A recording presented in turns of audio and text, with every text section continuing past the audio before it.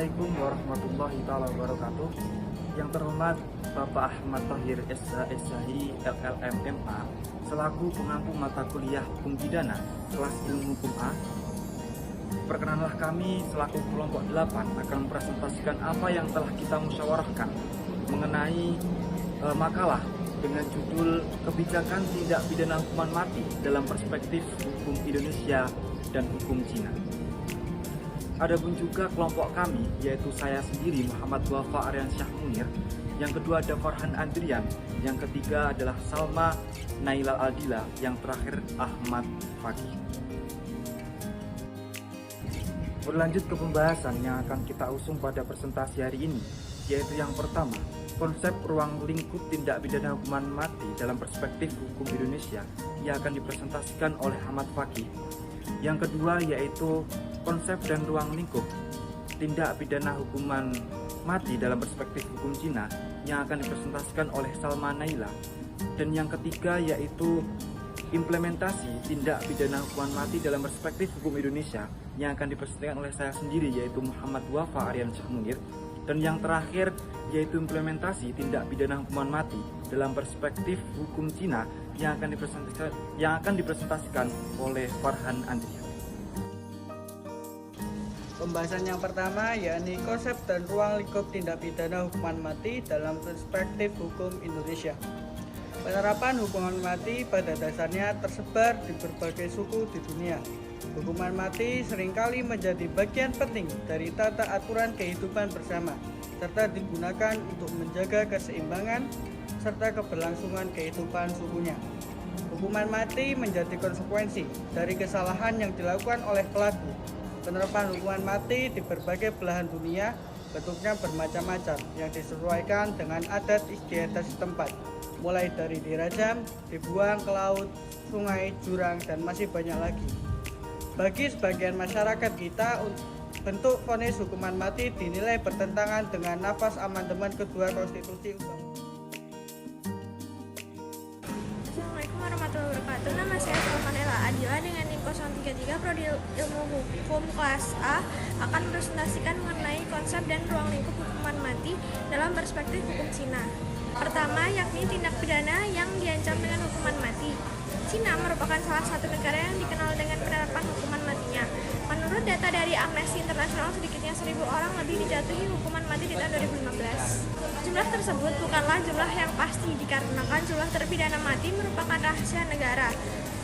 Setidaknya terdapat beberapa jenis tindak pidana yang diancam dengan hukuman mati, antara lain pembunuhan. Pasal 232 KUHP Cina menjelaskan bahwa seseorang yang melakukan pembunuhan berencana dapat dihukum dengan hukuman mati. Kedua yaitu perusakan lingkungan. Pasal 119 KUHP Cina menjelaskan bahwa seseorang yang melakukan pembakaran, perusakan tanggul, menyebabkan ledakan, menyebarkan racun, atau menimbulkan cedera yang serius atau kematian pada orang lain, atau menyebabkan kerugian besar dan perbuatan tersebut dilakukan dengan cara-cara yang berbahaya dapat dihukum dengan pidana penjara tidak kurang dari 10 tahun kurungan atau penjara seumur hidup atau bahkan dapat dihukum dengan hukuman mati. Ketiga yaitu melukai seseorang. Pasal 234 KUHP Cina menjelaskan bahwa perbuatan seseorang yang dengan sengaja menimbulkan luka pada orang lain sehingga korban dari perbuatan tersebut mengalami cedera yang parah atau bahkan berdampak kematian pada korbannya dapat dihukum dengan hukuman mati. Keempat yaitu pemerkosaan. Pasal 236 KUHP Cina menjelaskan bahwa seseorang dihukum dengan hukuman mati apabila orang tersebut melakukan perbuatan pemerkosaan.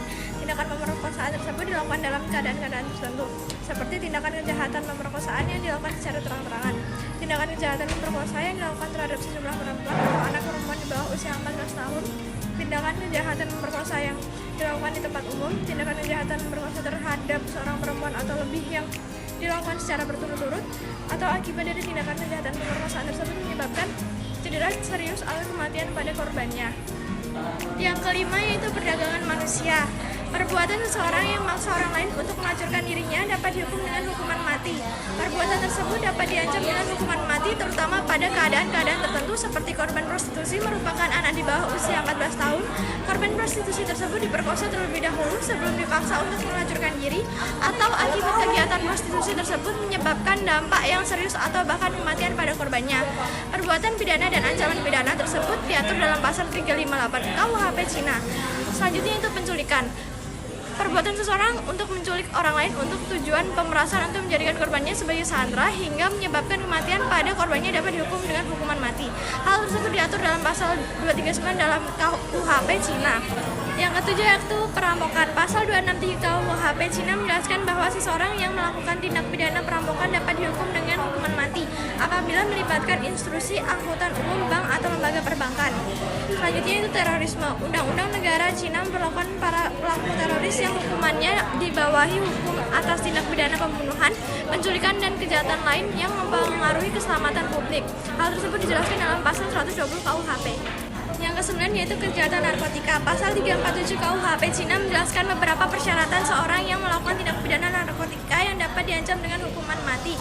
Antara lain, seseorang yang melakukan tindak pidana menyelundupkan narkotika jenis opium tidak kurang dari 1000 gram, heroin atau metilamine tidak kurang dari 50 gram, atau obat-obatan terlarang lainnya dengan jumlah besar. Kedua yaitu pimpinan-pimpinan kelompok yang terlibat dalam menyelundupkan dan perdagangan obat-obatan terlarang. Ketiga yaitu seseorang yang melindungi atau menutupi kejahatan narkotika. Keempat, seseorang yang secara keras menolak pemeriksaan, penahanan atau penangkapan sampai batas keadaan yang serius. Dan yang terakhir, seseorang yang terlibat dalam perdagangan narkoba skala internasional yang terorganisir. 10 yaitu kejahatan ekonomi. Dalam hukum pidana Cina mengatur hukuman mati untuk pelaku kejahatan ekonomi. Dalam kodifikasi hukum pidana tersebut terdapat beberapa pasal yang mengatur mengenai kejahatan ekonomi yang diancam dengan hukuman mati. Antara lain terdapat pada pasal 386 dan pasal 838 KUHP yang berkaitan dengan tindak pidana korupsi, dan pasal 125 dan pasal 151 KUHP terkait perdagangan senjata secara ilegal. Pasal 386 menjelaskan bahwa seseorang yang melakukan tindak pidana dengan menerima suap dihukum berat sesuai dengan jumlah yang ia terima dan keseriusan keadaan saat terjadinya tindak pidana. Berat ringannya hukuman diberlakukan sebagaimana diatur dalam pasal 383. Sedangkan pasal tersebut memberlakukan hukuman mati dapat dilakukan bagi seseorang yang melakukan kejahatan penggelapan tidak kurang dari 100.000 yuan. Selanjutnya, pasal 125 dan pasal 151 KUHP menjelaskan bahwa seseorang yang secara ilegal memproduksi, memperdagangkan senjata, amunisi atau bahan peledak atau uang palsu dapat dihukum dengan hukuman mati apabila memenuhi syarat dalam keadaan serius. Pelaksanaan hukuman mati di Cina. Dalam hukum acara pidana negara Cina terdapat cara metode yang digunakan untuk mengeksekusi terpidana mati. Dua metode hukuman mati tersebut diatur dalam pasal 212 Hukum Acara Pidana Cina tahun 1979 yang sebagaimana telah diamandemen pada 14 Maret 2012. Hukum acara pidana Cina yang diamandemen pada tahun 2012 tidak menjelaskan secara langsung metode apa yang digunakan untuk mengeksekusi terpidana mati. Dua metode yang sebagaimana diatur dalam pasal 212 Hukum Acara Pidana Cina tahun 1976 itu adalah dengan cara disulap atau dengan cara ditembak. Berlanjut ke pembahasan yang ketiga, yaitu implementasi tindak pidana hukuman mati dalam perspektif hukum Indonesia. Negara Indonesia merupakan negara yang masih memberlakukan tindak pidana hukuman mati bagi pelanggar kasus atau kejahatan tertentu. Tindak pidana hukuman mati merupakan cara menghilangkan atau merampas nyawa seseorang karena melanggar peraturan perundang-undangan. Yang pertama yaitu pelaksanaan eksekusi pidana mati berdasarkan KUHP. Di Indonesia, pidana mati masih dicantumkan dalam Kitab Undang-Undang Hukum Pidana atau KUHP, dan undang-undang di luar KUHP juga masih merumuskan rancangan ancaman pidana mati. Dalam sanksi pidananya, pasal 11 KUHP menentukan eksekusi pidana mati yang dijatuhkan oleh pengadilan di lingkungan peradilan umum ataupun di peradilan militer dilakukan dengan cara ditembak sampai mati. Menurut ketentuan Undang-Undang Nomor 2 Tahun 1964 tentang cara pelaksanaan pidana mati yang dijatuhkan oleh pengadilan di lingkungan peradilan umum dan militer, yang sebelumnya hukuman mati dilakukan dengan hukuman gantung. Namun pelaksanaan eksekusi pidana mati dengan cara seperti ini tidak lagi digunakan karena dianggap kurang efektif, dan ketentuan ini tidak sesuai lagi dengan perkembangan serta jiwa revolusi Indonesia yang melaksanakan eksekusi pidana mati dilakukan dengan ditembak sampai mati di suatu tempat dalam daerah hukum pengadilan yang menjatuhkan Putusan dalam tingkat pertama. Menurut KUHP, di Indonesia ada 8 macam kejahatan yang diancam pidana mati, belum termasuk pidana khusus seperti narkotika dan teroris. Yang kedua yaitu pelaksanaan eksekusi pidana mati berdasarkan Peraturan Kapolri Nomor 12 Tahun 2010.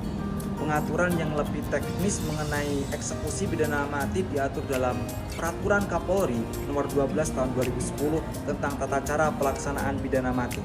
Pasal 1 angka 3 Peraturan Kapolri Nomor 12 Tahun 2010 menyebutkan bahwa pidana mati adalah salah satu hukuman atau hukuman pokok yang dijatuhkan oleh hakim kepada terpidana yang telah memperoleh kekuatan hukum tetap. Kemudian pasal 4 Peraturan Kapolri Nomor 12 Tahun 2010 menemukan tata cara pelaksanaan pidana mati yang terdiri dari tahapan-tahapan sebagai berikut. Yang pertama yaitu persiapan, pengorganisasian, pelaksanaan, dan pengakhiran. Proses pelaksanaan pidana mati secara lebih spesifik diatur dalam pasal 15 Peraturan Kapolri Nomor 12 Tahun 2010. Baik, di sini saya akan membahas terkait dengan implementasi tindak pidana hukuman mati dalam perspektif hukum Cina. Indonesia dan Cina merupakan contoh kedua negara yang masih melakukan tindak pidana hukuman mati bagi pelanggar kasus tertentu saja. Tindak pidana hukuman mati merupakan cara menghilangkan atau merampas nyawa seseorang karena telah melanggar peraturan perundang-undangan. Ketentuan pidana hukuman mati di Indonesia diatur di dalam KUHP dan penetapan Presiden Nomor 12 Tahun 1964. Sedangkan di Cina, pidana hukuman mati diatur di dalam KUHP RRC karena hanya diberlakukan terhadap pelaku kejahatan tertentu saja. Hukuman mati adalah hukuman atau vonis yang dijatuhkan oleh pengadilan atau tanpa pengadilan sebagai bentuk hukuman terberat kepada seseorang yang telah melanggar peraturan perundang-undangan. Pemberlakuan pidana hukuman mati pada kenyataannya masih menandakan eksistensinya di beberapa negara, tidak terkecuali di Indonesia dan Cina. Namun, sebagian negara bahkan mencapai angka 130 negara itu sudah melakukan pelonggaran atau moratorium terhadap pidana mati.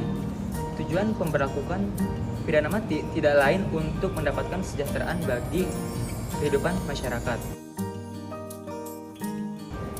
Pada prakteknya, pelaksanaan hukuman pidana mati di beberapa negara dilakukan dengan berbagai macam cara, yaitu disuntik mati, ditembak mati, disetrum listrik, bahkan digantung hingga mati.